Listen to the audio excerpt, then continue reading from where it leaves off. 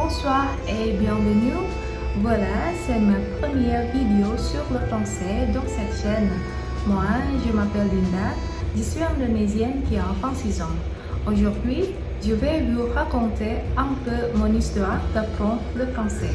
Et je mets en bas les sous-titres en français et en indonésien. Avant de commencer cette vidéo, pardonnez-moi si je fais des erreurs, soit sur les grammaticales, soit sur les prononciations, soit sur les sous-titres, parce qu'il y a longtemps, je ne parle pas français. Alors, vous pouvez me corriger sur les commentaires. Donc voilà, j'ai commencé à apprendre le français en fait en 2014 à l'UPI Bandung et j'ai réussi mes études en 2018. Honnêtement, je ne pense pas que je serai une étudiante de la langue française parce que je ne savais rien sur le français en ce moment. En 2014, quand j'étais au lycée, j'avais vraiment l'envie pour apprendre une nouvelle langue à l'université, même si mon anglais n'est pas dans un niveau excellent. C'est l'inconvénient d'être un étudiant français parce que la plupart des gens pensent que si j'apprends une nouvelle langue, mon anglais est dans un niveau excellent. Bon, il faut être la motivation pour moi d'améliorer les deux. Et quand j'avais besoin de la motivation, ils me disent pourquoi tu n'apprends pas l'allemand ou par exemple le japonais ou le français n'est pas très utilisé autour du monde. Ce genre de commentaires sont un peu irritants pour moi.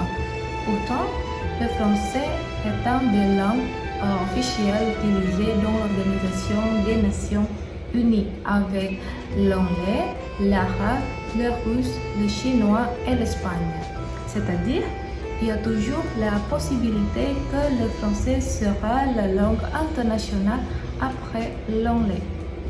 En plus, il y a beaucoup d'entreprises françaises en Indonésie qui vont ouvrir cette chance, comme Carrefour, Danone, L'Oréal, Saint-Gobain, AXA, Renault, Peugeot et puis IBI et Banque Nationale de Paris où on dit BNP Paribas si vous avez entendu.